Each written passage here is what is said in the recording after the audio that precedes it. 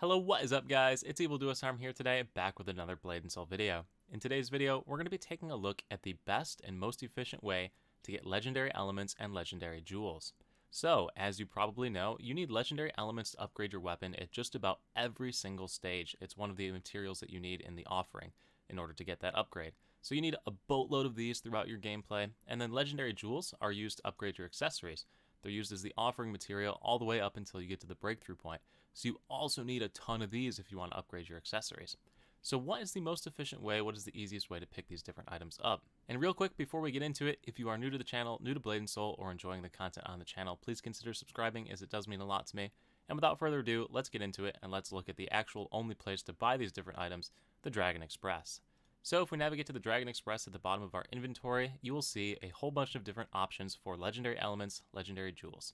So we have three basic ones. You have it if you just want to straight up buy it with gold, if you want to buy it with this element thing, whatever that is, and if you want to buy it using sacred crystals and Elysian crystals. So let's break down each of these. Legendary element for gold, legendary jewel for gold. This is going to be our baseline. Do the other two do better than this item? So 15 gold. Are either of these cheaper than 15 gold? So let's start by looking at this element and jewel. So if you remember this item from playing like 2 years ago, you're going to know that this was the original upgrade material, but they switched it out, got rid of it, and brought it back in this mechanic. So in order to get these now, you actually need to navigate to the Transmute menu.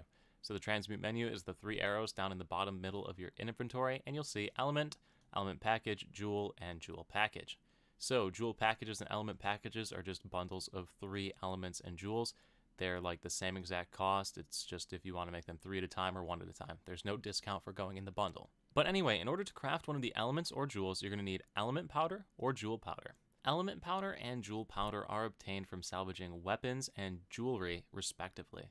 So for example, for element powder, what you can do to get element powder is navigate to any weapon merchant in the game, navigate over to them, click on their inventory, and buy something like the Orichalcum pistols from this dude. They do need to be endgame merchants. They can't be like super early game. You can't go to Jadestone Village and buy the weapon down there. So the one in Kandahar works.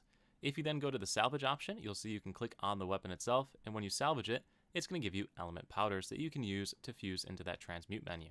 So that's how you get the element powders. The other items that you need, jewel powder if you're doing jewels, you need to get those from accessories. So accessories that drop during dungeons, like those crappy blue accessories that drop when you're running any of your daily dungeons, you can pick those up and you can salvage them to get jewel powder. The other thing you need is fusion powder, which is obtained from salvaging soul shields, and soulstone crystals, which you can get from your bags, or you can buy the soulstones off of the marketplace. When you put all of those together, you're going to have a basic cost that gets incurred down here, and then ultimately you'll get the final item, a singular element. So you'll need to do this 5 times if you want to be able to make enough elements to be able to buy a legendary element or enough jewels to be able to buy a legendary jewel. So how does this work as far as cost? Soulstones on the marketplace right now are going for 68 silver on the NA server. I don't know about the EU, I do apologize. That means you're going to take a total of 17 gold worth of soulstones to make this purchase, which automatically right off the bat means this is cost inefficient, unless you have an absolute boatload of soulstone crystals sitting in your inventory from doing things like your dailies, or celestial basin farming, or opening pouches. However, you got a bunch of them, unless you have a bunch stockpiled up and you're not going to use them for anything else, automatically right off the bat less cost efficient. In addition to this, it is a 50 silver transmute cost to do each one of these jewels or elements. So you're looking at another 2 gold and 50 silver on top of that, meaning you're looking at about 20 gold to do one of these elements or jewels, or to get a legendary element or legendary jewel through this method. So very cost inefficient.